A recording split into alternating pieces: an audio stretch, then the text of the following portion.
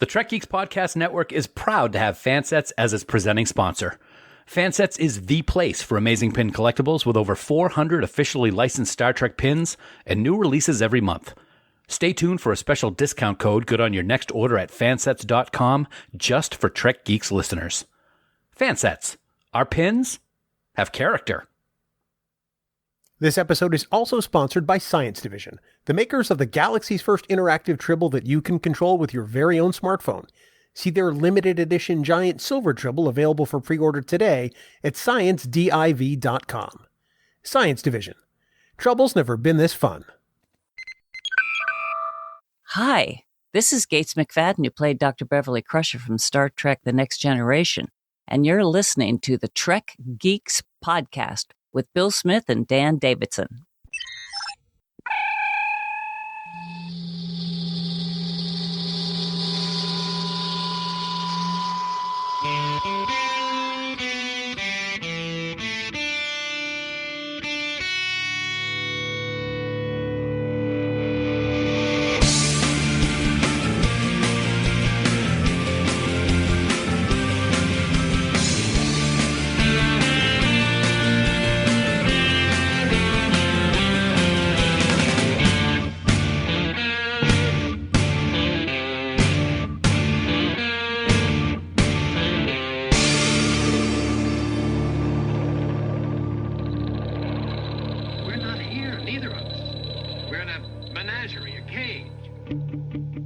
From the Adjudication Office of Podfleet Command, it's the biggest little show this side of the Alpha Quadrant and the flagship of the Trek Geeks Podcast Network. Greetings to you, Trekkies, Trekkers, and Trek Geeks all over the planet, and welcome to episode number 287 of the Trek Geeks Podcast. I'm your co-host, Bill Smith, and we are so happy and psyched to have you here as we are now just under 2 weeks away from Las Vegas on the 56-year mission tour.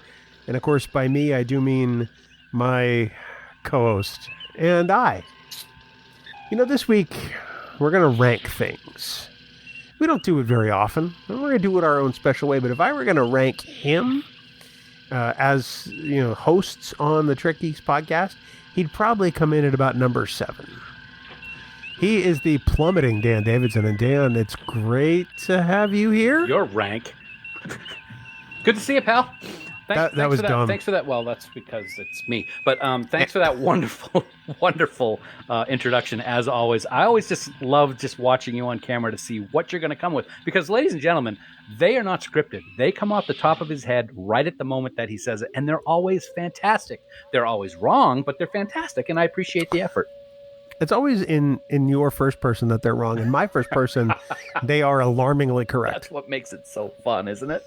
It's great to be here, that man. Is, you did you did mention we're going to be ranking things for this week's episode. And first of all, so this is like the first episode that we're actually back-to-back, week-to-week, since we had our tribute to Nichelle last week, which was a very nice episode. We've gotten some great feedback from that, and thank you, everyone. But now we're here week to week, almost every week, because we got Vegas. So right after we start week to week, Bill, we're going to actually be taking a week off pretty soon. So that's kind of funny. But we're going to rank stuff this week. And why not rank our top 5 all-time Star Trek episodes? We got lots to choose from nowadays with all the new stuff coming along. So that's what we're going to do today, buddy. Now, we recognize that, anytime you look to rank something, invariably there could be a comparison to another very popular podcast by a dear friend of ours that does nothing but rank things. We love Trek ranks. This isn't going to be Trek Not ranks. at all. No 5 words, no hashtag, but, a lot of people ask us, what are your favorite episodes, especially when we meet at conventions or even online. And so we're going to answer those questions today. Mm-hmm. You have a list. I have a list. And we'll go through them, and we'll see what it is, because I don't know that I know what yours are. And I will say one thing, so that you want to know how the sausage is made. I'm going to actually tell you a little bit right now. We were actually going to do this episode a while ago, but things happened, so we kind of pushed it off. So I did a list for myself back then. It has changed since I originally did it. So a little sneak peek, if you will. Curiouser and curiouser. Mm-hmm. Yeah, actually, we were going to do this for Virtual TrekCon. Exactly. And then our professional lives blew up with a ransomware attack at our employer. And you and I spent the next 3 months working ungodly hours. Yeah, yes, we did. So, we kept the list. We had to bow out of doing the virtual TrekCon, which was a bummer. But we'll do something else for them someday in the future. But this week, top fives, baby. Top five. And we may even have some similarities. I'm kind of thinking maybe. I know at least one will be in the ballpark. I'm thinking, yep. At least... take me out to the holosuite? No. No. Not in my top five. No, not in my top five either. But it was baseball reference, so I thought I'd throw it out there. Oh, is that what it is? Yeah. See? I'm teaching you all good stuff about sports. Yeah, no, you're teaching me nothing.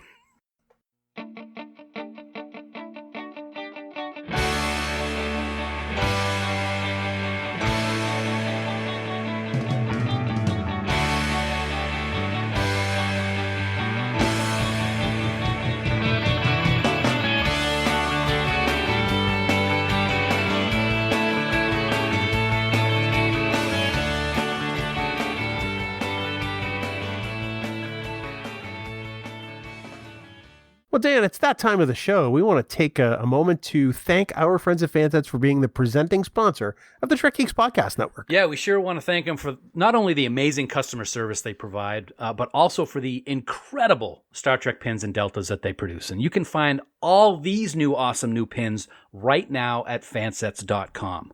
The Bajoran Militia Badge, the Star Trek Prodigy Delta, and both of these, buddy, are in pin and magnetic form. You can also find the DS9, or for those of you who like to say, the Voyager Mini Delta, the Women of Trek Tendi pin, the Women of Trek Shauna pin, yes, from one of my favorite episodes ever, Gamesters, and the amazing Strange New Worlds Memorial Pin Collection. Now, this is a beautiful set of 12 pins which memorialize starships destroyed or otherwise lost in the line of duty, and they come straight from Strange New Worlds, and also comes in a beautiful display case. But you have to act fast because there's only going to be 150 sets available to purchase at fansets.com, and another 100 will be available at the 56-year mission tour in Vegas in just a couple of weeks, buddy. Now, just to clarify, who wrote this copy? That would be me. And I did copy the memorialized starships destroyed, blah, blah, blah, right from fansets.com. I didn't talk it out first, and maybe I should have. Well, that's one correction. There's one other thing I'd like to correct you on, Dan. There are only at least 148 sets available at fansets.com because you and I have already purchased and have ours in hand. Correct, my friend. So everyone else, you know what I'm going to say. I'm not going to correct you at all, but head on over to fansets.com, put that memorial pin collection, a whole bunch of other pins and accessories in your cart, and at checkout, be sure to enter the special discount code word TrekGeeks for 10% off your entire order. That's Trek Geeks in all capital letters with no spaces. And of course, don't forget, when you spend more than $30 on fansets.com, you will automatically get free shipping in the United States. Fansets. Our pins have character, and we thank our friends at Fansets for being the presenting sponsor of the Trek Geeks Podcast Network. Memorialize. That almost sounds very Shatner-esque. Memorialize. Memorialize. Very nice. I hit him with a neural memorializer. That's very good. Thank you. Thank you. So, friends, if you haven't checked out the galaxy's first interactive Tribble from Science Division, I gotta say, I said it before, you are really missing out. You really are. This officially licensed Tribble is just an amazing high-quality Star Trek collectible, which we know you're going to be proud to add to your collection. Dan and I both have one, and we truly love our Tribbles. Just so much work and creativity went into creating this Tribble too, right down to the softest fur you can possibly imagine. Plus, the sounds that your Tribble makes are straight out of the original series. You're going to swear that this Tribble was delivered straight from Space Station K7 right to your door.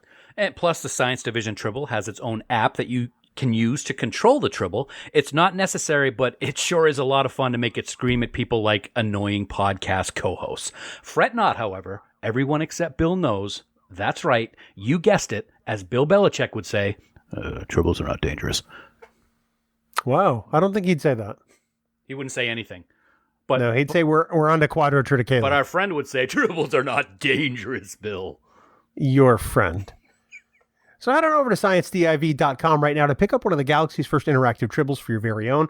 Plus, while you're there, check out their new and improved shop accessory section where you can get all kinds of Science Division swag like t-shirts and mugs, or even the legendary Science Division tote bag. Science Division. Trouble's never been this fun, and we thank our friends at Science Division for sponsoring this week's episode. Hi, Dr. Phil Phlox here, also known as John Billingsley. I volunteer for the Hollywood Food Coalition. We serve terrific meals to the unhoused 7 nights a week. We assist 100 nonprofits with their food needs. We work with community partners to address food insecurity in Southern California. If you're in LA, come and volunteer with us at hofoco.org/volunteer, and any Federation credits you can spare go a long way.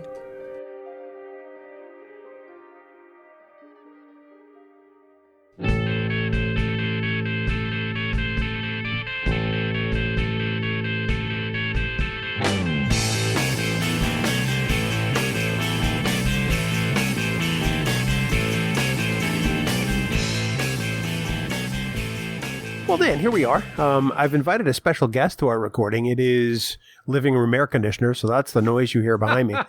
It is summertime, and it has been warm. Yeah. So here we are. So for those listening, we'll try to mitigate that noise as best we can, but know that that's the dull roar you hear in the background. It could just be me breathing hard. You never know. That's very true. Yeah. So as we start to think about our all-time top 5 episodes, we should probably point out that this was almost a panel for Vegas. Yeah. And ultimately, we decided to submit Stump the Geek Live, which we thought would have better crowd participation. But let's take a moment to talk about Vegas, because Creation Entertainment's 56-year mission is coming up in less than 2 weeks. Yikes. At Bally's Hotel and Casino on the Las Vegas Strip. Balance. And we have it on good authority from the co-founder of Creation that show, Dan, is almost sold out. That's amazing. It is. I'm so excited about that because, the last one that sold out was the 50th. But, we've had COVID, and there was a convention last year. Unfortunately, we had to cancel the last minute, and we felt really bad about that. But to know that so many people want to get back to their Star Trek family to enjoy a week of fun and frivolity, I guess you could say.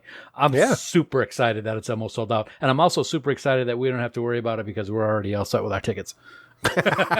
We are. So if you're looking for tickets, I mean, you gotta act quickly. Some of the single days are sold out. I know Saturday is sold out. Mm-hmm. You might be able to find some online to buy, maybe in some buy sell groups like the one on Facebook. But, I mean, they also keep adding guests, Dan. I mean, they've now got 5 cast members from Star Trek Strange New Worlds, including Celia Rose Gooding, who was added yesterday as we record this as the 136th guest of the convention. So excited. My wallet is not as excited because, as like you, I'm going to have a Strange New World poster autographed with as many cast members as we can get. Paul Wesley was announced as well. Oh, that's right. I'm sorry, 6. My apologies. Captain Kirk will be there as well. So yeah, it's I think it's fantastic that they're adding some more names as the convention draws closer and closer. And I wouldn't be surprised if we get a couple more before the next 10 days is out. I'm sure hoping. I mean, they are still adding. Normally, they're not still adding guests at this point. Mm-hmm. They did last year when they had to have a whole bunch of cancellations. But it's shaping up to be one heck of a convention. So get yourself over to creationent.com. Check out the ticket situation. We guarantee this is going to be one you're not going to want to miss. So that leaves us for the panel we almost did, Dan, which is our top 5s. Yeah. So let's talk a little bit first about how you put this list together.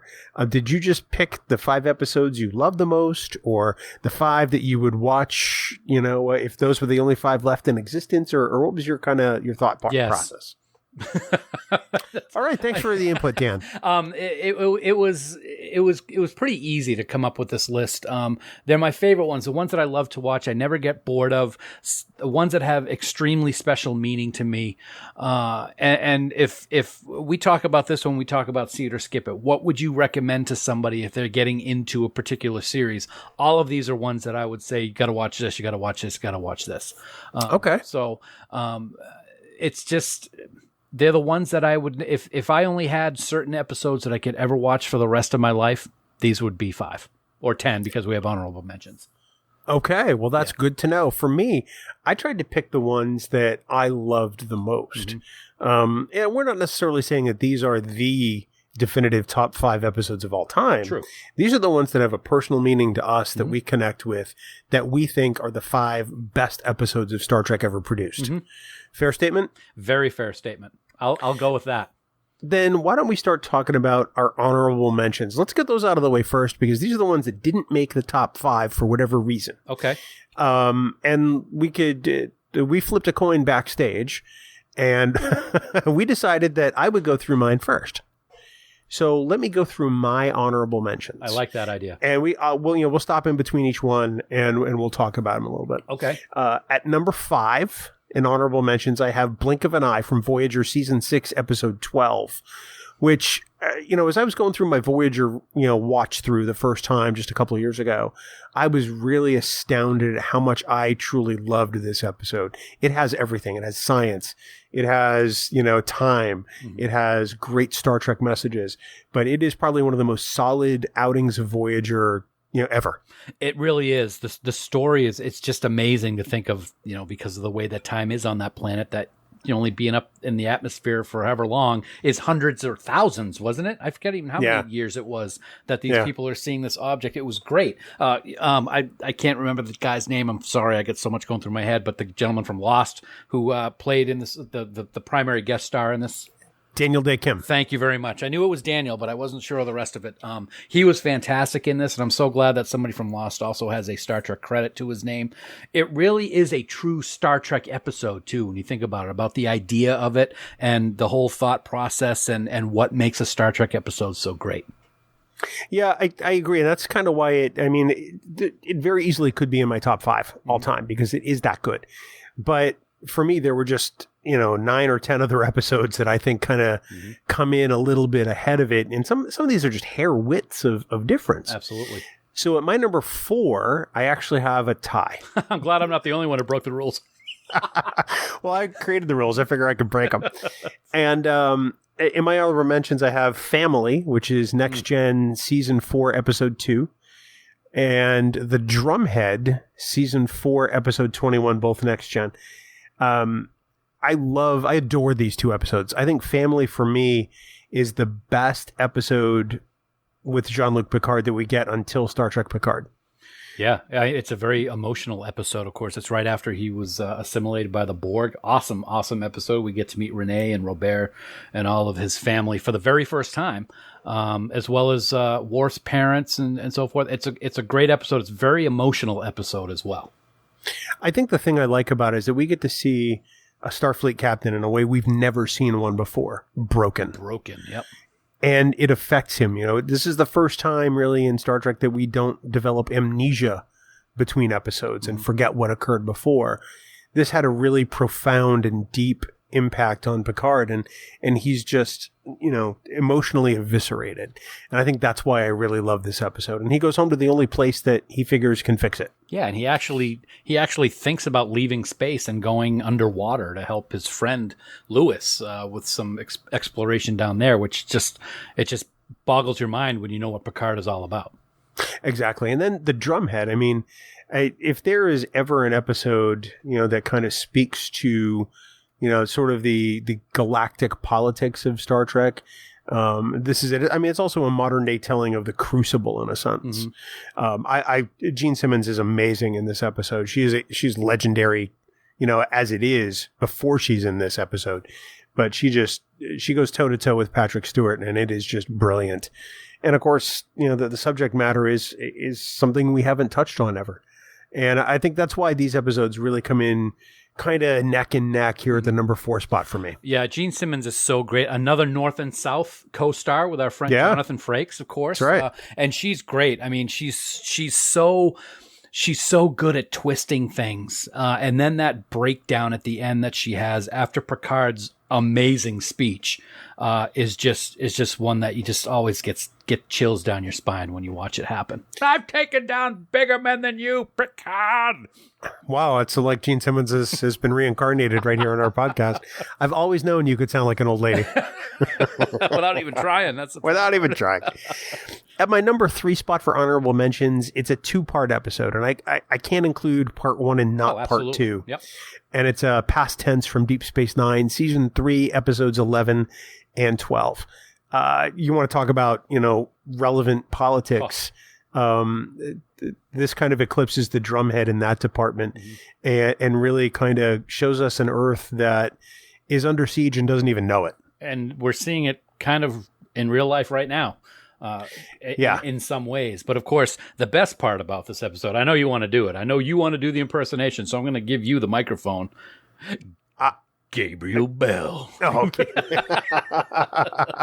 If only Matt McGonagall were here to do it. Yes. This whole, the fact that back when they filmed this episode, people started talking about things like sanctuary districts after they'd already shot it, or and it was so timely then, and unfortunately, it's so timely now, and the America of that time frame doesn't even know. That this has really crept in. They don't realize how horrible this is. Mm-hmm. And so I think that, and that's why I say it's kind of under siege and they don't even know it. I think that the political relevance of this then and now is sadly just as relevant. And that's why it's in my number 3 for honorable mentions. Absolutely. I mean, I think it has more meaning to me now than it did back then, obviously, because of what we're seeing in today's world. One of the things that I really like about this episode, selfishly, Bill, is that you and I have walked the very streets that parts of this episode was filmed when we had the honor of being guests at the Paramount lot with our friend Adam, and we actually saw that subway that Jadzia woke up in that episode. That was very cool. As well as the various streets, that have been used for other Star Trek episodes over the years. It's kind of weird. We thought maybe it would take us out of it, but for me, it absolutely did not. No, absolutely not. I have a new appreciation for how this stuff works when they shoot it. Yeah, so me too. But that's past tense at number 3. At number 2 is probably one of my all-time personal favorite episodes of Star Trek. Because of what it means for Sisko, and that's Deep Space Nine, Season 6, Episode 19, In the Pale Moonlight. Sisko, I've said this many times on the show, Sisko mortgages everything he believes to bring the Romulans into the Dominion War.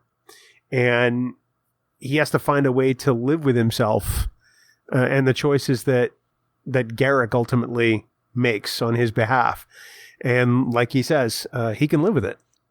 He can live with it. It's funny that we even are able to talk about this because that never, the whole thing never even happened. It did happen. He just deleted the log. Deleted the log, I mean. Yeah, it's a fantastic episode, man. It's a great pick. It is one of my favorite episodes, too. Of course, the memes of it's a fake and all that are all over the place on the internet. But it really is a great Sisko story to show what he is capable of doing and not doing in order to get that ultimate goal. You have to wonder, is he good for getting the Romulans in, even the way he did it, or is it bad? I'm going to fall on the side of he needed to do whatever, because if he didn't bring the Romulans in, it was all over. So he had to do whatever he could. Whether it broke the rules of Starfleet officers is another discussion, because of course it was. But it's just you could debate this episode for hours because of the ramifications. You really could. I mean, some people say it's not Star Trek because he doesn't uphold the ideals of the Federation. It's like, well, what if there's no Federation to uphold the ideals of? Yep. What if there's no Starfleet? What if this is the end of it all? What are you willing to do? And I love the fact that this episode asks those questions. It is amazing writing. Much like The Visitor, written by Michael Taylor, it is one of my all-time favorites. And then coming in at my number 1 for honorable mentions, there's no way I can't include this episode. It is the first episode of Star Trek I ever watched with my brother. It is the original series, Season 1, Episode 2, The Corbomite Maneuver. You and I have talked about this episode, many times. Many times. I never tire of it. I've seen it maybe hundreds of times. I love it because it, as they say on Mission Log, this is who we say we are. Yeah. We aren't going to be that thing today. And it is just, it's a great script. And if this is your introduction to Star Trek, I think you're in really great hands. I have a feeling we might be talking about this episode again in a few minutes.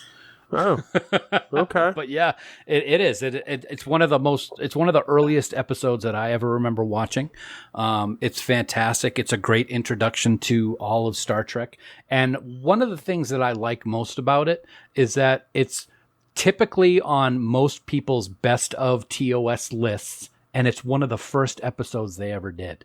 A lot of times we don't see that in Star Trek seasons. We don't pick out stuff of TNG season 1 all too often. We get maybe an episode of DS9 season 1 with Duet, but other than that, it's very rare to come across ones that good that early in a series. Plus,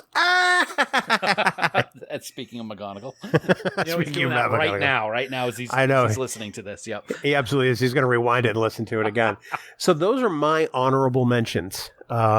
Technically 7 episodes if you count past tense 1 and 2 as 2 episodes, but that's kind of where I'm starting from. So know that the next 5. The actual top 5 are going to be pretty epic. That's fantastic. It's a great honorable mention list, man. I got similar. I have one that's a 2-parter. I have one that came in as a tie. So I too have 7 in my top 5 honorable mentions. I didn't clear this. I don't care. So I'm going to start off at number 5 with Year of Hell from Voyager Season 4, Episodes 8 and 9. I have always loved this 2-parter. I think it's fantastic time writing storytelling. I love the performance that Kate gives as Janeway. All the people give such great performances. When Tuvok is blind and Seven's got a real chip on her shoulder after everything happens. I just love this episode, the way that it ends, and of course, Anorex is just phenomenal. Kurtwood Smith is just so good in this role. It's one that he was made for. Whenever I think of him in any Star Trek role, because he's been in many, I think of this episode first. Yeah, I don't see how you can't. I mean, because it is so amazing and just so all encompassing. Plus, he's this very steady presence, although he's very, very scary. Yeah. He never loses it. That's the thing. I think that's really what gets me about Anorex is he's consistent. He's unwavering. He does not lose control. Sort of like me. Yeah, oh yeah, right. Sorry. And even that, I mean, this, there are people who say, this should have been an entire season of Voyager. I really kind of like it as kind of a 2-parter because you run the risk of it going on too long before you hit the reset button. Yeah.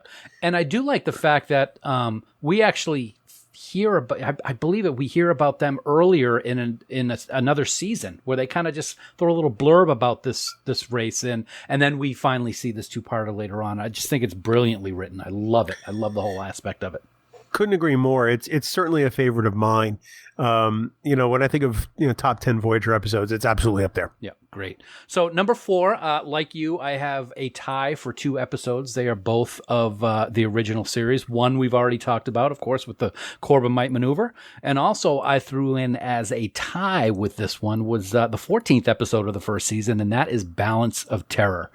Oh, wow. Yes, absolutely. Whenever anyone asks, what are the 2 episodes of the original series that I should start with, instead of saying start from the beginning, I will say Corbomite Maneuver and I will say Balance of Terror. They are 2 perfect examples of what makes the original series so great. The whole idea of this submarine cat and mouse game and Balance of Terror with Kirk and the Romulan commander. It's just, you never get tired of it. The reimagined TOS series with the added special effects just adds to this episode, as does Corbomite Maneuver. Both of these episodes are instant classics. And if they're on a station, if I don't have H&I down here, but if I'm flipping through stations and either one of these are on, that channel is staying on no matter what else I'm doing. They are just 2 of the best episodes of TOS. I couldn't agree more. It's interesting to think because you mentioned, earlier in the show that you kind of changed your list around. Mm-hmm. And, if this is the caliber of some of the episodes in your honorable mentions, I can't wait to hear your top 5. Balance of Terror is probably among the top 3 episodes all time TOS. I agree. And, it definitely is one that I think that we'll talk about elements of at some point. If I know my podcast partner, but it absolutely is. It is probably as close to a perfect episode in Star Trek as you got. I absolutely agree. And that brings me to my number 3 honorable mention. We're going to stay with TOS. I got a lot of TOS in my honorable mentions. Yeah, and it's another season 1, so 3 season 1s in our honorable mentions, and that's episode 18, and that's Arena. This is the first episode I watched as a kid.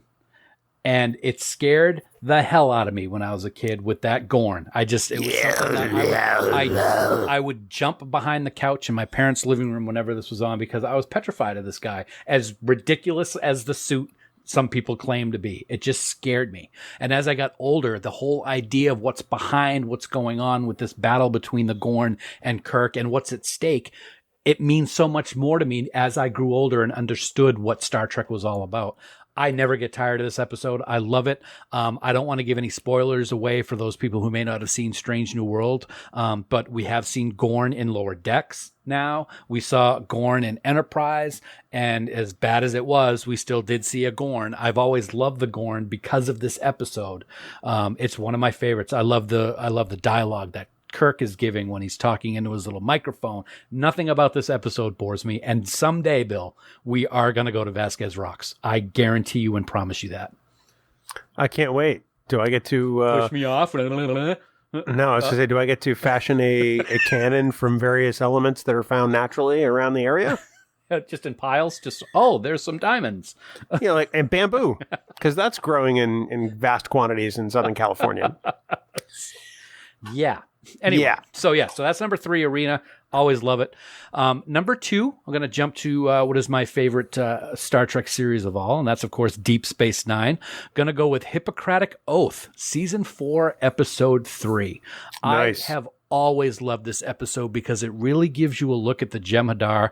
For some strange reason, as with everything else, I seem to like the bad guys the most. I love Thanos. I love Voldemort. I love the Jem'Hadar. I love the Dominion. I think they're fantastic. And this is a great episode that shows what they're like and what they're going through when they don't have Ketracel White. It's not only that, it's a fantastic O'Brien and Bashir episode. It Definitely. is really well. You see tension with these two guys that you do not see. And I really think this episode affected their relationship for the rest of the series a little bit. Very subtly, but you know that O'Brien went against Bashir's orders, and that was a problem. But it's a great episode, and I love the Jem'Hadar so much. So, yeah. That absolutely is one of the best episodes involving the Jem'Hadar. And you're right. I mean, that conflict between Bashir and O'Brien is ultimately important for how much it kind of breaks the Roddenberry rule. I think it's essential in this episode. I don't think you can just have everybody go, "Oh, we're friends again" at the end, because there needs to be that continuing tension or that doubt. Mm-hmm. I'm really glad you picked that one because I think that's a fantastic episode and certainly one of my favorites. And of course, Scott McDonald is phenomenal as the lead Jem'Hadar in this episode, and we're going to talk about him a little bit later. Is he in that? Yeah, he's the lead one. I did not know. Yeah, he is. You are prisoners of the Jem'Hadar. Just his voice is pretty awesome. So that was my number 2. And for number 1, I love the fact that you brought Far Beyond the Stars into it because, I just gave away what my number 1 is. You can take it again if you want to. Yeah, okay. All right, let's cut that out. It's at 2213. So I really like the fact, Bill, that you brought In the Pale Moonlight in as one of your honorable mentions, because whenever I think of just phenomenal Deep Space Nine episodes, I usually think of In the Pale Moonlight and what my number 1 honorable mention is, and that's Far Beyond the Stars.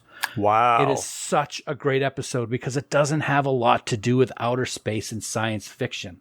Avery Brooks does a phenomenal job in the direction of this episode and dealing with the racism that we saw in the United States back in the early 60s and even before then. Everybody gets to play it outside of their norm and without their makeup. And I think it's just brilliant that we finally get to see that. We've wanted to see it for so long. We get to see all the characters playing these new characters, and they all work. I especially love Renee as the boss at the publishing company. He's so cranky like Odo is, but it works. And I love the dynamic that all of the characters have when they're playing these people in that office. And it's a brilliantly written episode.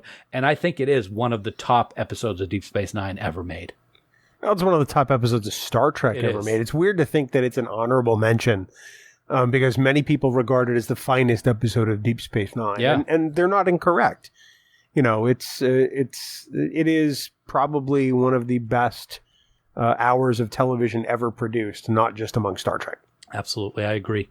And just to go back for a second, I couldn't think of the Jem'Hadar's name that Scott played. He played Garanagar in that episode, Hippocratic. Oh, that's right. And that's right. His voice, his eyes are what gives it away, because he has extremely recognizable eyes. And he definitely is. He's good as a Jem'Hadar and pretty much any other alien that he's played in Star Trek. That's very true. So, well, those are our honorable mentions, and if that's any indication, I really can't wait to hear our top fives in general. Yeah. So let's get cracking. I'm going to go first. So yeah, let's get into my top five, and I'm going to start at number 5. We'll do it the same way we just did. We'll kind of go through all of mine, and then we'll go through all of yours. And when I think of probably what is, I think, the most Star Trek and the best episode of the original series for me, I have to look at my number 5 pick, and that is The Devil in the Dark, Season 1, Episode 26. Mm-hmm. I can think of fewer episodes that I could describe as the most Star Trek, but this really is up there. When I first saw this as a kid, I was scared of the Horta. Yeah. But then when I realized exactly what was going on and realized that we, humans, were the problem, mm-hmm. It actually taught me quite a bit. And, people can say whatever they want to about the original series and how things look campy, but I dare you to find an hour of television that is more impactful even in Star Trek, because that would be a great debate. Oh, absolutely. The Horde is a great character also, and it's too bad that we didn't get to see the Horde at any other time that I'm aware of. We haven't really seen it in any live action Star Trek, and I really love the character. And also, you got to remember, this is a great job done by both Nimoy and Shatner. And this episode was filmed just as Shatner's dad passed away, so he had to deal with that as well as filming an episode of television, and he does a great job. It is scary. No kill eye. I mean, that's one of the phrases that everybody remembers from this episode, and it's great. Good choice, man. I like it.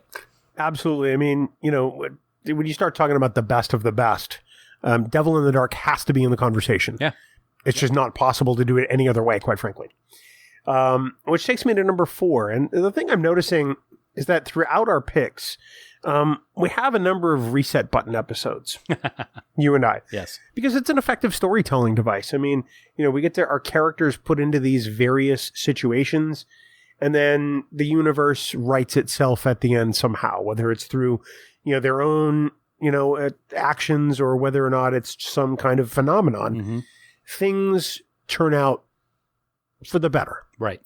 And that's kind of what we talked about when we talked about this episode on Trek Geeks as possibly one of the best reset button episodes of all time, and that's Twilight from Star Trek Enterprise, Season 3, Episode 8. This not only has a great reset button, but it has great emotion. It tells a great story. There are great callbacks. There's great fan service. Mm-hmm. Everything about this episode works. And the best part is you don't really even need to have seen a bunch of Enterprise to get this episode. Absolutely. One of the things that I love most about this episode is the love that T'Pol has for Archer. She's got love for Archer, and it really shows, where she has to explain everything every single day. And it's a good thing she's a Vulcan, because I would not be able to explain everything to you every single day. That's because you're not that bright.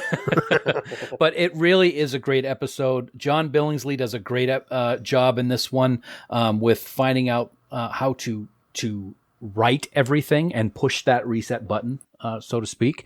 And it's awesome.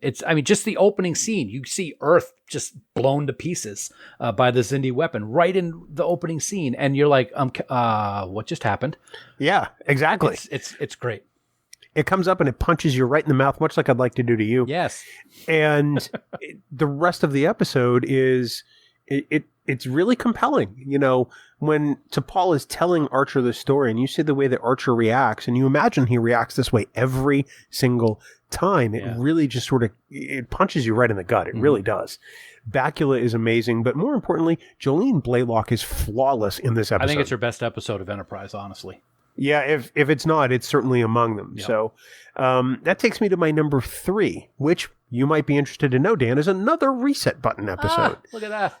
one of your personal favorites, I know. It's become one of mine since I've watched Voyager, and that is Season 5, Episode 6, Timeless. The weight of this episode is just enormous, on Harry Kim, on the audience, and the fact that he gets a chance to make things right in a very interesting way, I think is what makes this one of the top 5 best episodes, in my opinion. Yeah. When we did an episode on this, everybody knows what the weight of guilt on your shoulders can be like. And I've talked about what it was like for me. And this episode really means a lot to me because it's another example of being able to get that weight off your shoulders, which took me so many years to do in my situation. So this has a lot of personal meaning for me, this episode. It's great. It's great science fiction. It's great, reset button, storytelling, but it's also fantastic acting by Garrett. He does a great job dealing with that guilt and being bitter, and being able to then record a message to himself at the end, which is just a great way to wrap things up. It's hard to believe we talked about this over 200 episodes ago. It was episode number 67 of Trek Geeks, 15 years of guilt. And Harry Kim found out that one mistake can change everything, but one action can put it all back to the way it ought to be. This is some of the best stuff they ever give Garrett Wang to do in Star Trek. Yes. It's a shame he didn't have more stuff like this, because Harry Kim is a great character and Garrett Wang is a fantastic actor. Yeah, and I'll never forget the time that he reached out to us to let us know that he listened to this episode and he thought it was fantastic. This episode of Trek Geeks, and thought it was fantastic. So yeah, great choice, man. Yeah, so there we are. We're at number 2, and for me, this is probably one of my all-time favorite episodes of Next Gen. It involves somebody who we love to see pop up in Star Trek anytime it happens. And it was a significant script for Ronald D. Moore. So I'm talking about Next Gen Season 3, Episode 10, The Defector. James Sloyan. One of the best guest stars all time in Star Trek. It puts in just a heartbreaking performance in this episode. He is every bit the equal of Patrick Stewart in his scenes. The two of them together is just, it's a joy to watch these two amazing actors and scenes together. But this whole story of this Romulan who has been duped into, defecting for no reason. He's essentially a laughingstock in the Empire as a result. And what that leads to for him personally. It's an episode that I've had different feelings about over the years. I've always loved it, but I've had sympathy for different characters along the way in this episode. That's a good point. It's very complex, and I think that this is the reason why I think Season 3 really is one of the best seasons of Star Trek ever produced for Next Gen, and in Star Trek in general, because it just tells so many stories like this that take chances. Right, and chances that really hit it out of the park. Sloyan, this role and Jetrel are probably my two favorite versions of characters that he's played in Star Trek. They're just really, really well done. But here, he's great. And he becomes a laughingstock, and so much so that he takes his own life at the end of the episode. Sorry for the spoiler alert, but that's like 36 years ago. If you haven't seen it yet, then that's too bad. Wow. No, it really is it's an emotional episode. It has teeth to it. And I got to give Sloyan all the credit in the world, because standing in those sharp-shouldered uniforms that the Romulans wear, it's just something else. But he's really his voice is so recognizable and so this is going to sound weird, but he's a perfect person to play a Romulan, because that's what I think of. Their kind of like snakish, the way that he talks and some of the dialogue he has with Picard. I just have always loved this episode. That is a fantastic number 2, man.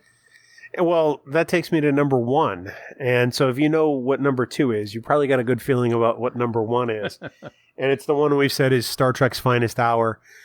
We had a panel named that on Trek Talks earlier this year, where we're able to talk with the writer of the episode and the director and Tony Todd and Sirach Lofton and Rachel Robinson. And that is Deep Space Nine, Season 4, Episode 3, The Visitor.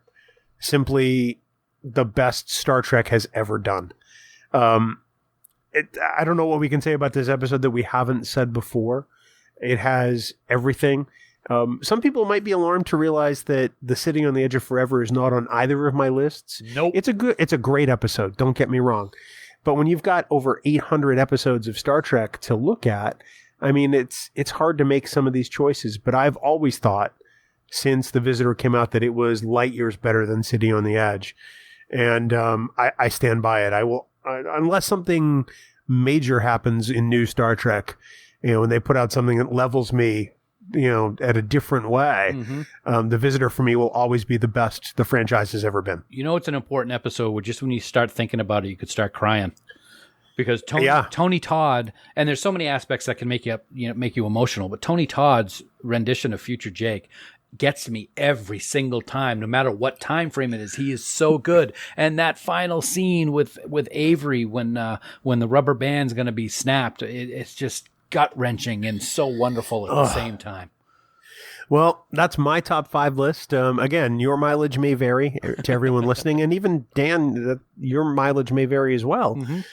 So let's hear what you got for your top 5s. All right, there might be some ones in here that we've heard of before. I'm just going to say, and I'm going to start. You don't say. Yeah, I do say, and I will say, and I'm going to say it right now with my number 5 choice. It's something that you picked. It was a little higher up on your list, but still, nonetheless, a phenomenal episode for me, and that is Enterprise's Twilight, Season 3, Episode 8. It's just awesome. It is the best reset button episode I think that has ever been in Star Trek. The acting is phenomenal. Like you said, the fan service callbacks are phenomenal. And that opening teaser is maybe one of the best in Star Trek, with Earth being destroyed and you're kind of trying to figure out what the hell is going on.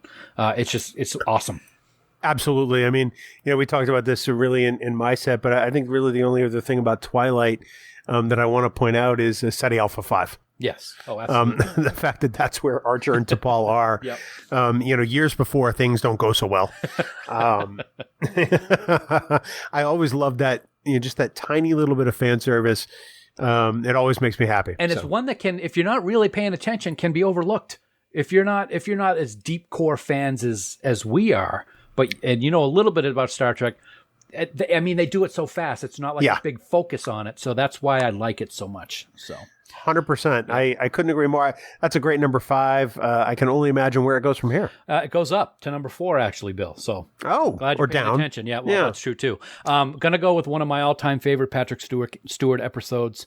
I think I actually named it as my favorite TNG episode at one point, either on our show or at Trek Ranks with Jim. I'm not sure, but it's The Inner Light, TNG Season 5, Episode 25. Before Picard, this was what we saw Picard like. He finally got what he wanted all his life as an old man. He had a wife. He had children. He had grandchildren. He was happy. And when he found out it was all just the probe, it affected him. You see that when he opens up the box at the end of the episode and the flute is in there and he just hugs it before he starts playing it. It is a very emotional episode for me. I cannot get through that episode dry-eyed. Patrick Stewart is fantastic, as are everyone who guest stars in this episode. It is the quintessential Picard episode of TNG's time. I can appreciate that. I mean, I think at the time I saw it, I did love it, but I think I have a different appreciation for it now, as a grown up in my 50s. Than I did necessarily as a younger adult in my 20s. I think that, losing people in your life gives you a different perspective on this episode. And when you stop to think about the fact that Picard lives an entire lifetime in 45 minutes in the scope of this, it really is kind of, jaw-dropping. The fact that you sense a change in Picard after this. Yes. It's not subtle. I mean, it's not in your face. It's very subtle, but you can see some mannerisms change. You can see some tones change, and it is some of the best stuff that Patrick Stewart ever gets to do in Next Gen. Here's the thing that I really take in when I think about Inner Light now, that we have seen Picard Season 1 and Season 2, and I'm not going to worry about Season 3 yet. Yep. He doesn't get any of this in his life. He's alone his whole life by his own choosing. From what he had happen as a child and so forth. And that makes this episode a little sadder for me. Knowing that he was so happy with what he had as B'Etai, and now 30-something years later, he still doesn't have it. Slight correction, he was Cayman. What did I say? Bataille? Sorry, Bataille. His friend was Bataille. Sorry. Yeah. His friend was Bataille. And so it's thank you for the correction. But it makes me appreciate this episode more and what Picard could have had, but never did.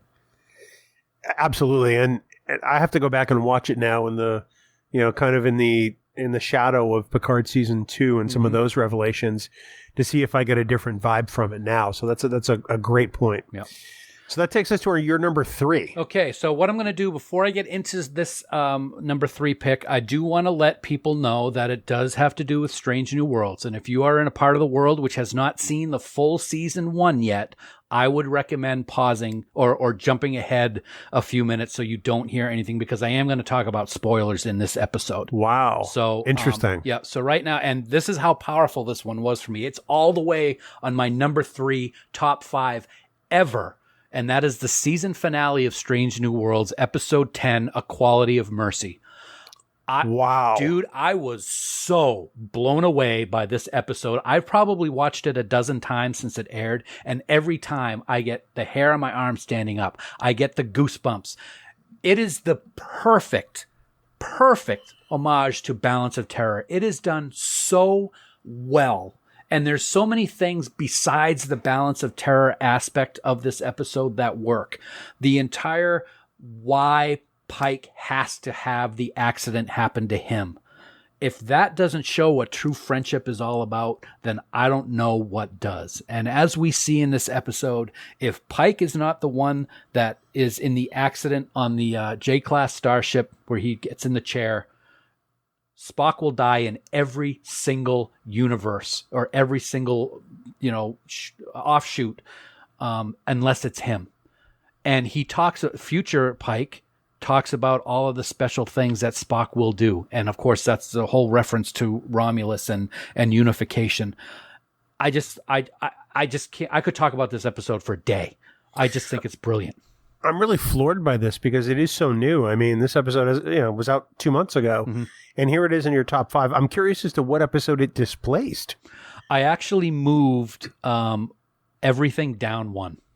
As a result of putting this in. I wasn't going to, I didn't think it would be right to put something else and move it a couple spots. So I just bounced everything down.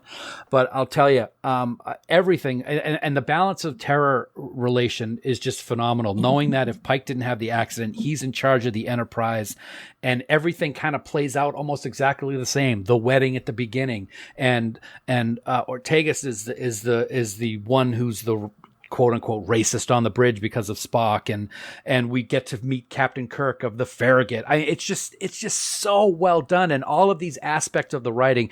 Terry is doing a fantastic job running. I'm sorry. I'm so excited about it. I'm forgetting. Kurtzman is doing such a good job running this franchise right now and getting the people in place that know how to write for this franchise without making it look like they're trying too much. Yeah, Henry Alonzo Myers and Akiva Goldsman, who I think both co-wrote this script, really did an amazing job. Yeah. It's interesting to see the similarities and yet the differences between Balance of Terror. Yes. I bristle at the notion of calling Ortegas the racist in this because nothing she says or none of her objections are based in race. I apologize for using it that way, but what I think is of the original Balance of Terror, and I just kind of styles. They have that antagonist on the bridge, I guess is what I can call her. And yeah, I think that's great. That's a better word for it. But I'll tell you what, the first time I watched this, and I was freaking out with every single thing that was happening, I said to myself, if he says they're on Mark 111, Mark 14, I'm gonna lose my. And then that's exactly where they were going, and I did. It was just hysterical. I was so excited about it. So it's amazing that a brand new episode like this can affect me that much, and it did, man. I could have brought it as number 1. Wow. I mean, I gotta say, man, that's I don't want to say you're wrong because you're not, but that's a bold claim that you could have brought that in at number 1. I really could have, man. I think because it's so new I mean, I've gone off the rails a little bit on other episodes, like when they showed Pike's accident and when they went to Talos 4, but nothing has been like this one, where they take aspects of a classic TOS episode, they do it right, but then they have all these added things like future Pike in his monster maroon and talking about what will happen and bringing the time crystal back and all of these things. It is just perfectly executed, and every time I see it, I've loved it more because I'm catching little things here and there all over again. And it's amazing. I absolutely will tell everybody that this is one of my all-time favorite episodes. It's just, I don't know how I honestly do not know how Strange New Worlds can top, in my mind, what they did in this finale. And it leaves it on a cliffhanger. It's just a little thing, you know. A little thing, a tiny thing. Yeah. You know, and I think that the best part is that even new Star Trek is giving us new things to appreciate. Mm-hmm. You know, a lot of people want to criticize the Star Trek that's being produced today, but I think that in many ways, new Star Trek challenges us in ways that Star Trek never has before, especially as viewers. Mm-hmm. And between Discovery and Strange New Worlds and even Picard, we are forcing ourselves to look at things in a different way because we're older now. Yeah. You know, we have different experiences, much like these characters do. And I think that for that episode to have resonated with you that much is simply amazing. Here's one other thing that I want to talk about, and it seems like it's my number one, how excited I am. The special effects in this episode, knowing what we know about Balance of Terror, seeing that plasma weapon launch from the Romulan ship itself, the comet, all of these different things that we saw in this episode that we have watched as 1960s science fiction television for 50 years, even with the redo of the original series, the special effects that were put into this episode to recreate scenes from Balance of Terror are just a 10 out of 10. They were just perfect. True. Yep. I can't find fault with that. I don't find fault with your pick at all. I think it's an amazing episode. When I saw it, I was blown away. I was not expecting them to do what they did. And when they did it, I was just, my mouth was agape. Blown away like those listening posts that it was finally great to see what they look like when they're blown to pieces. Wow, this got dark. It did. So I'll go to a better one. You brought it there. Yeah, thank you. So my number 2, buddy, is your number 1. And it's going to be hard for something to top this episode, but my number 2 is The Visitor. Star Trek's finest hour, like we have both been saying for years. That has not changed just because of my love for Quality of Mercy. The Visitor is the best episode of Star Trek, in my opinion, that has ever been made. It's not number 1 on my top 5 for a very specific reason, which we'll get into in a minute, but everything about this episode is great. The amazing relationship of this father and this son is really highlighted in this episode. The love they have for each other. Tony Todd should have won an Emmy for this episode. And it's one that I will never not cry at and never not want to watch. I agree with you 100%. I think the interesting thing was in speaking with David Livingston, the director of this episode, we have said for years that, that in the end, Benjamin remembers everything. Mm-hmm. And he just didn't see it that way. Yeah, that was really And I was fascinated by that. Mm-hmm. I think that the episode hits harder if he does. I agree. Because no parent wants their child to go before they do. Children are supposed to outlive their parents. And I think that that's kind of the emotional hook to this episode for Benjamin. I found it extremely interesting that David didn't see it that way, because at the end, Jake says, "Are you okay, Dad?" And he hugs him and kind of chokes up when he says, "I am now, Jake. I am now," knowing what was just fixed with that reset button. So I do find it very interesting that David thought that way. But either way, whether it Benjamin remembers or whether he doesn't, it's still just a beautiful episode and one that I will always love. Yeah, that episode's aight. Yeah. Star Trek's one of its okay hours. That's all right. It's nothing to write home about. Well, buddy, that leaves your number 1 pick, the one that you think is the top of them all. Yeah. And where are you going with it? Well, anybody who knows me knows my story, so there's no way that this cannot be my favorite episode and my all-time top 5 episode, and that is Deep Space Nine, Season 1, Episode 6, Captive Pursuit. This is the episode that literally saved my life way back in the day. If that had not been on television or playing on my VCR, listen to me, VCR, my God, it's a long time ago, I would not be alive today. So there's always a very special connection with this episode with me.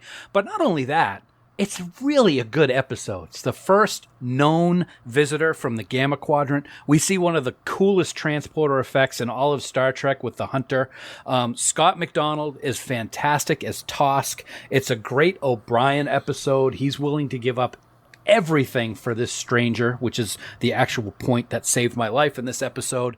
And just for that reason, it will always be number one on my top 5, because without it, I wouldn't be here to give you crap every day. So I am always thankful to that.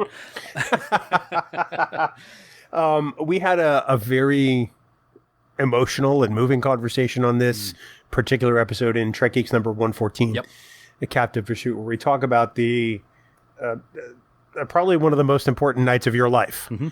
And what came with it. And through that, we kind of evolved that into the Star Trek Save My Life panel. Right.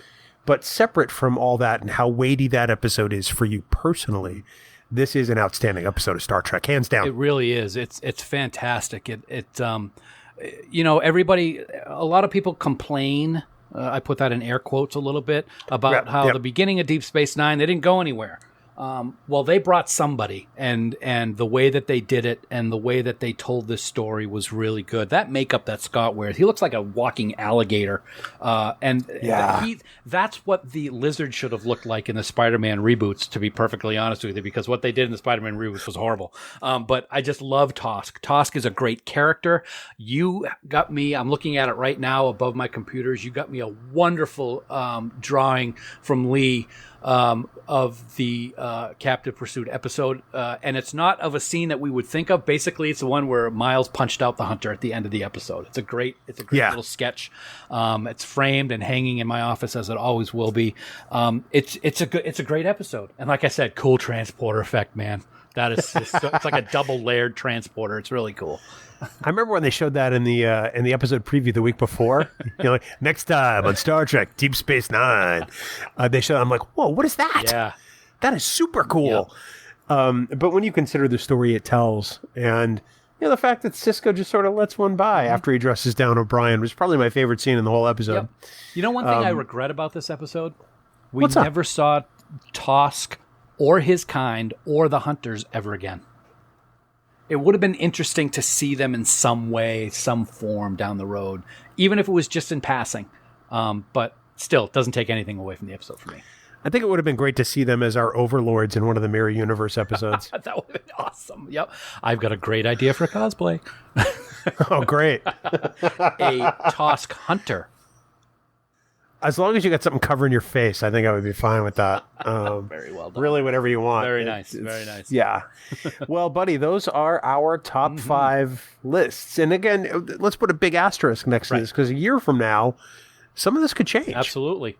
As we saw this week.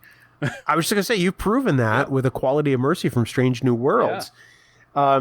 Who knows what the next year of Star Trek will bring us. And I think that's one of the most exciting aspects. There's a lot. We're going to have to revisit what we think our top episodes are now pretty much all the time.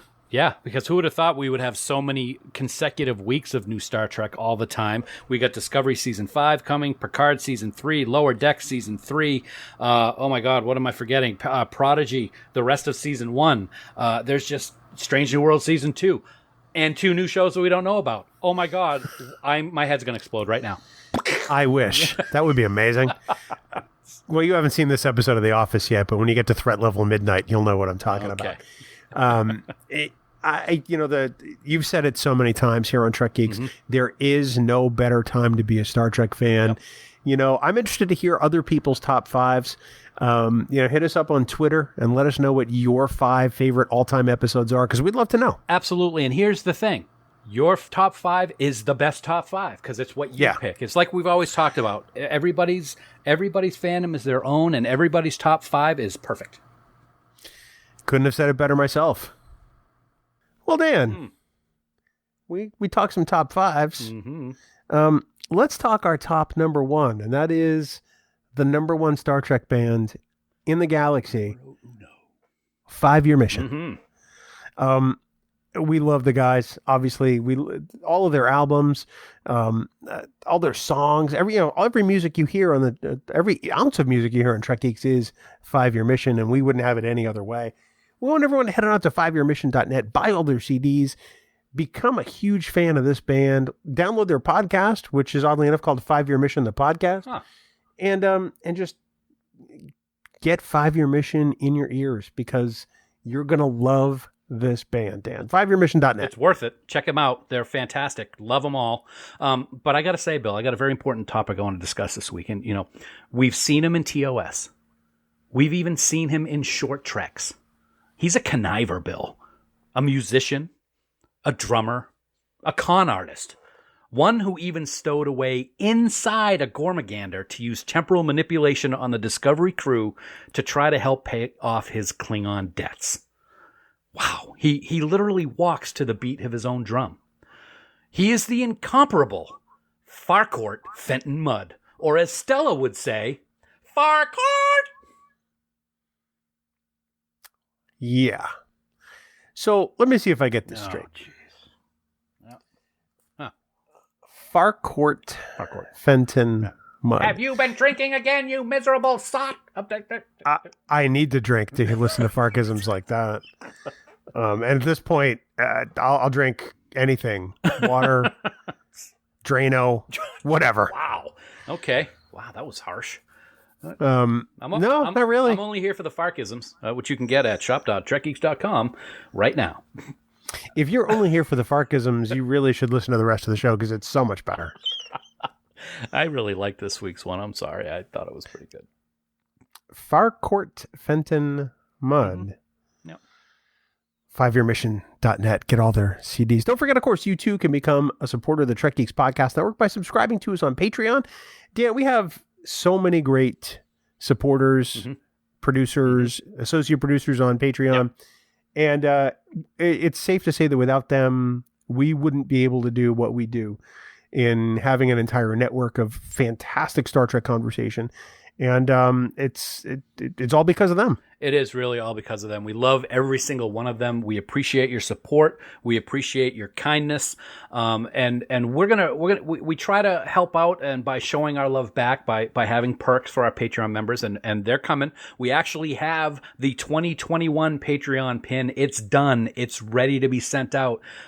You're all going to love it. I'm just going to leave it at that. Right now, we want to take a moment to thank our associate producers for the Trek Geeks Podcast Network. We are so grateful for their support, and they are Vikram Bhatt, Brad DeMag, William Edward M. Jr., Patrick Escudero, Andy Fark, Kimberly Francis, Jonathan Hamilton, Peter Hong, William Jackson, Ryan Jeffs, John Krikorian, Sean Lynn, Rick Mason, Jamie McGregor, Ross McKinney, Jim McMahon, Aaron Mollenkoff, Casey Pettit, Helen Reed, Sarah Rutlinger, Tim Robertson, Desi Rogers, Greg Rozier, Eric Sakian, Adam Sanders, Tim Serdar, Heather Sohn, Blake Strike, Rick Tatro, Lisa Tomlinson, Ron Robel, and the gracious and wonderful Connie Hutchins.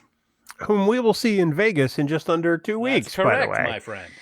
Can't wait. And of course, we want to thank our Trek Geeks producers for their support. They are Mike Bovia, Steve Bovia, or the better Bovia, as I like to call him, Chaz Bradshaw, Kyle Castillo, Peter Craig, Andy Davenport, Greg Ewing, Jackie and Chris Hackney, Kimberly Hartman, David Hood, Lionel Marchand, Matt McGonigal, Darren Metcalf, Charlie Mulvey, Sean O'Halloran, Jamie Rogers, Major Self, Casey Shafsky, Terry Shull, Jim Stoffel, Chris Trebuzio, Ken Tripp, Christina Werther, and the lovely and talented Jess Vashon. Dan, the senior producer of Trek Geeks, is the often awesome Jude Tatman. How about always awesome?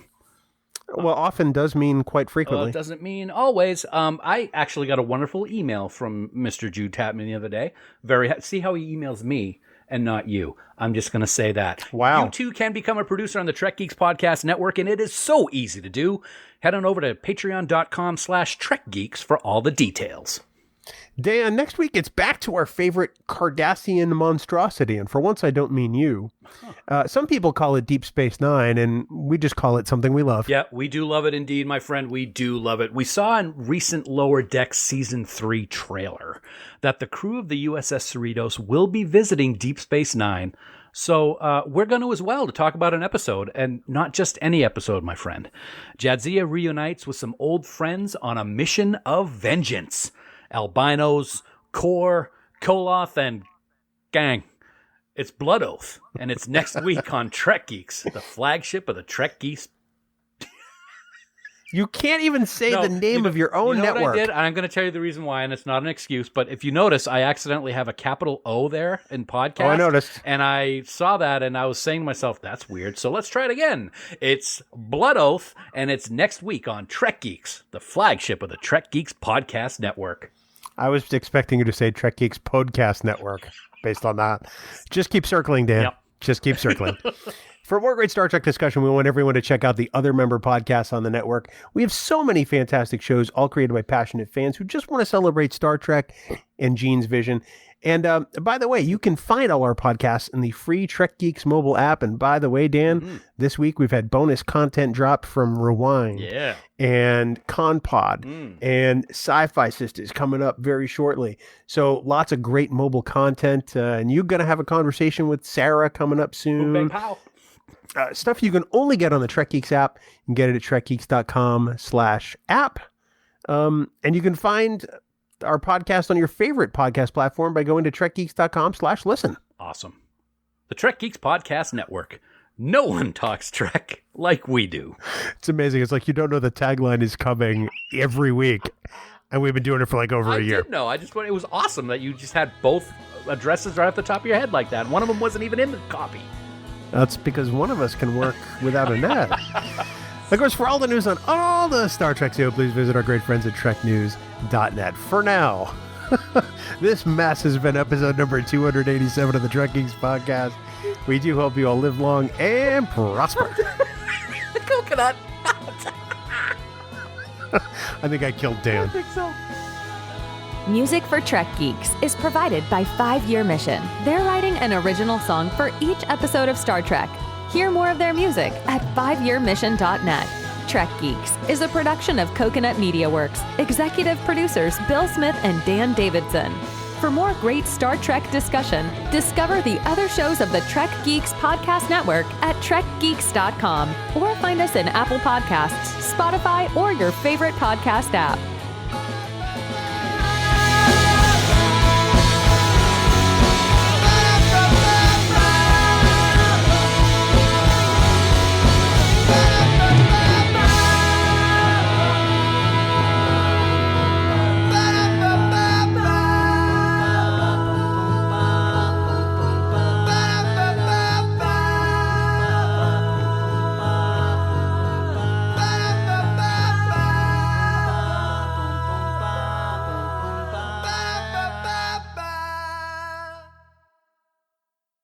You got a squeaky chair. I know. I got to get a new chair. It's awful. I'll try not to move.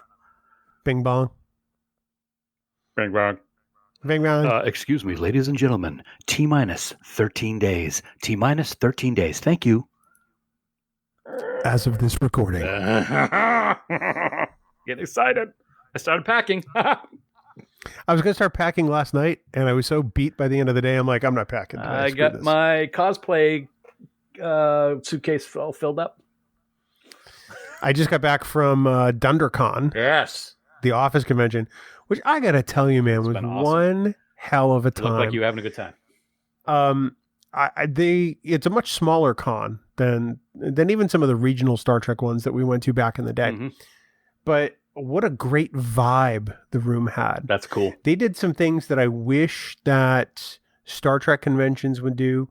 And then there are other things I wish that they would adopt that Trek conventions do. Yep. So it's the first one. I thought it went amazingly well for a very, initial event. And allegedly next year it could be in Los Angeles, and I'm ready to go if it is. Oh, wow. That's very cool. I love the fact that you got to meet Mike Starr, who I did not know was in The Office. I just know him, of course, from Deep Space Nine. I love him in that. I love him in Dumb and Dumber, but I'm looking forward to seeing him in The Office now since you posted that. Well, and he's in Goodfellas. I mean, yes, yep. Great movie. Probably one of his most identifiable roles, Uncle Buck. Yep. Which I'd forgotten he was the clown. I didn't even realize it until you said it to me, and then I said, okay, the only thing I can think of is the clown, and then I started hearing the voice, and I'm like, oh yeah, that's him. Yeah. Yep. So I went over, we went over to him. My wife got her. She has an office print that she had signed of Pam's art show piece, and she's having the cast sign it, which I think was cool. Yep. It's really a good thing to have signed because it's so central to the series. And so we went to Mike Starr's table, and he was so.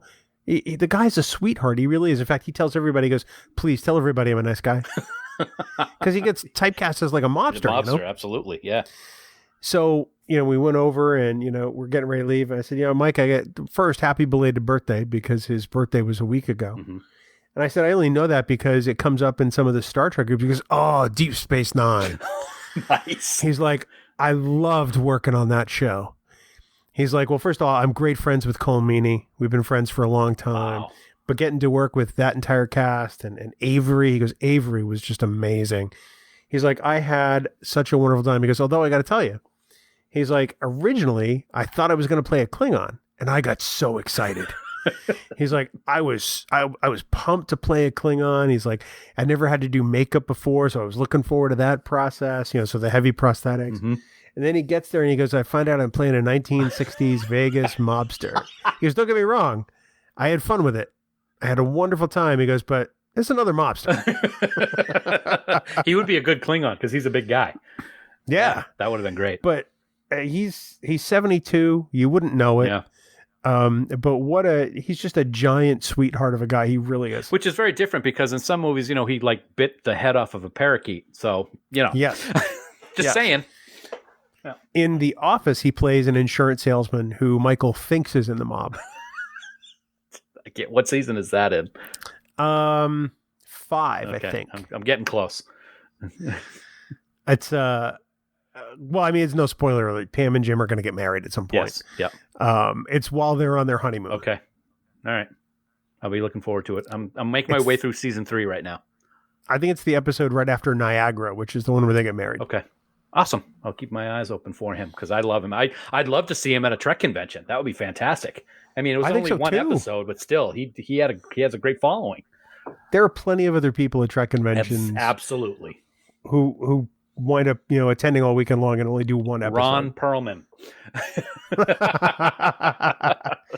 Yeah, there are people at Trek conventions who have never been in Trek. That's true too. Yep. Remember when Richard Keel used to always be in the vendors hall for Star Trek Las Vegas?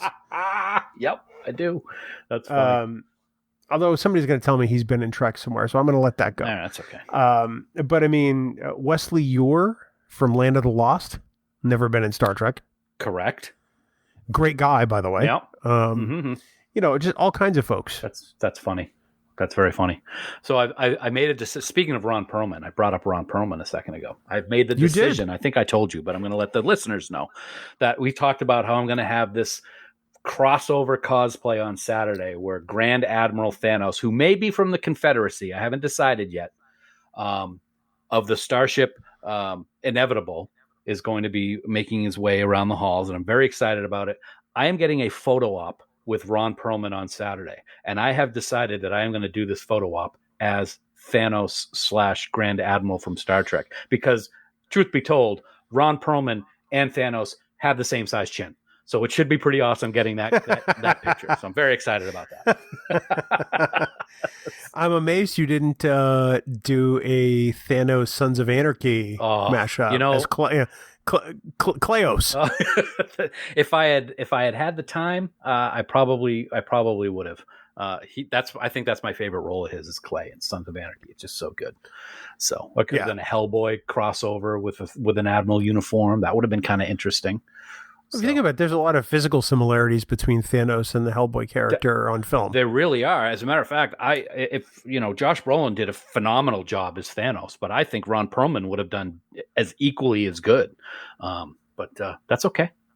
That's all right. And then if I'm able to get the photo op in time, if he's still around, I want to have him autograph it. But if not, not a big deal. What day is the photo? Saturday's the photo. I'm not sure if he's there on Sunday or if he's doing it. I have to check the Creation site. But if Creation could, get a little bit with it and have the technology to print the photo instantly like they did at Mission Chicago, I'm not complaining or anything, but that would be pretty helpful. It sounds like a complaint. Not a complaint, just an observation / enhancement request, I guess we could put it as, since we both work in IT. We may want to tell them, or not tell them, I wish they'd get with it, and say something more along the lines of, it would be great if they'd upgrade. Exactly. Photos 2.0, so to speak.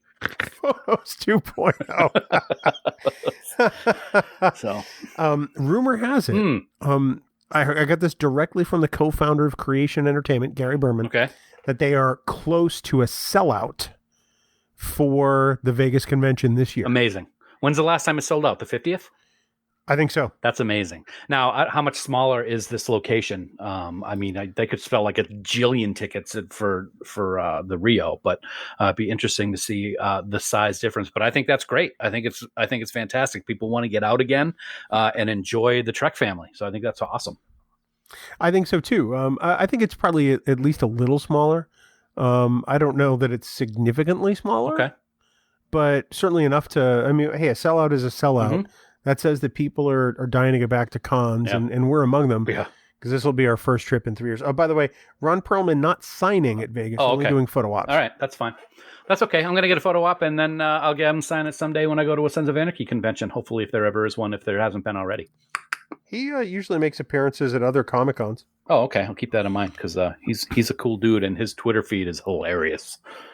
Your face is hilarious. It is hilarious, and don't you forget it. I can't wait to get rid of this, though. I'm tired of this. This beard, this scalp. I thought you were just talking about your face. This scalp beard is like, ah. So yeah, that'll be coming off in a couple weeks.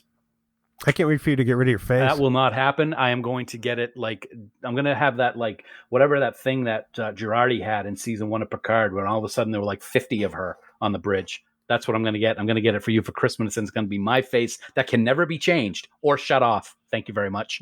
What's her name? Girardi. Dr. Girardi. Agnes. What do you think I said? I love how you throw an extra R at the end. Girardi. Oh, sorry. Like she's Joe Girardi, former manager of the Yankees. Oh, Joe Girardi. Sorry. Girardi. Sorry. That's my New Englandness. Oh yeah, because it's just like half of the towns in New Hampshire, Massachusetts, people add extra consonants to, or change them. Like the town Gilmanton, which is Gilmington to a lot of people. Yep. My dad used to do one. He used to take stuff off. Epping, he would always call Eppin, like the little apostrophe at the end of it. So one time we drove by the sign and took a picture of it, and I said, "Hey, Dad, driving by Eppin." So, yeah. Anyway, it's I'd love to say it's a New Hampshire thing, but it's not. It's not. It's a lazy human thing, or lazy human stupid thing. Anyway, but you're not either of those, human or stupid. Wow. Sorry. I'm very excited. I'm 2 weeks away, buddy. It's going to be great. Looking forward to it. Me too. I know that there's a lot to do between now and then, but they're largely just housekeeping tasks. There's a lot of them. Yes, there is a lot of them. You are always good at it. So please let me know if I can help. Well, once we get there, we have plenty of open time at the con. Do we? Because we do. Because largely we're in our booth all day long. But I consider that blocked out time also. I know that we're going to have people to help us, but yeah. You and I are at various points. We're going to go get autographs and photo ops and lunch. Mm-hmm. If there's a period of time where we need to step away, people let us step away. Yeah. So I don't consider it hard fast block time, but certainly we can get away if we need to. That's true. Our after hours stuff isn't as bad as some years. But man, it's full. It's full. I'm also trying to watch stuff because I know I got a big trivia test coming on Thursday, and I don't want to look bad. You do. Yeah. And I also have to figure out if I'm going to or not wear the shirt that I seem to always wear whenever we do stuff in Vegas, because I got both of them again to bring this year, and I'm trying to figure out if that's just going to look bad. How can I look bad anyway? But you know what I mean. Well, just by showing up. You could change up your shirt. I got that new one that I haven't had a chance to wear that I got for last year's convention, which has the print of some of the TOS monsters on it, which is something I really like. So I think I might do that. Do that. Yeah. Apparently, we're gonna have live music. Yes, I heard that. That's it'll be interesting to see how that goes. It is. It'll be a slightly different party atmosphere, Yeah. and which is cool. Yep. Tommy Rockers usually has live music, and they informed us this week that there actually would be a live band during our party, which is kind of interesting. So we may have to jam a whole bunch of trivia into the gaps. Yes. Fall into the gap. Which is fine. Yeah, that's all right. We'll make it work because we're professionals. Or at least one of us is. And I'll let Yes, I am. decide. I'll let the people decide. I'm the people. I've made the decision. So, one other thing that we should talk about here on the outtake this week. Yeah. I, for one, am extremely excited that we now have official Farkism t-shirts available at our store. That is an awesome thing. I've already ordered some. I know that a lot of other people have already ordered some. They're fantastic. I love them. Farkisms are real. Farkism shirts are real. Love it. Farkism shirts are the best thing about Farkisms. I got a good one for today, I got to say. That remains to be seen. I think so. If you're going to tell me that this one is the first good one in 287 attempts, I've got a hard time buying that. You liked Farquiel. You even said you liked that one. I didn't love it. But you liked it. Yeah, but comparing it to the other ones, it's like lipstick on a pig. Your face is lipstick on a pig. That makes no sense. When do I ever? That's not a defense. When is it ever? Still. All right, Jerky, you ready to do this? Yeah, let's get this over with. Yeah, don't I know it? Shut up.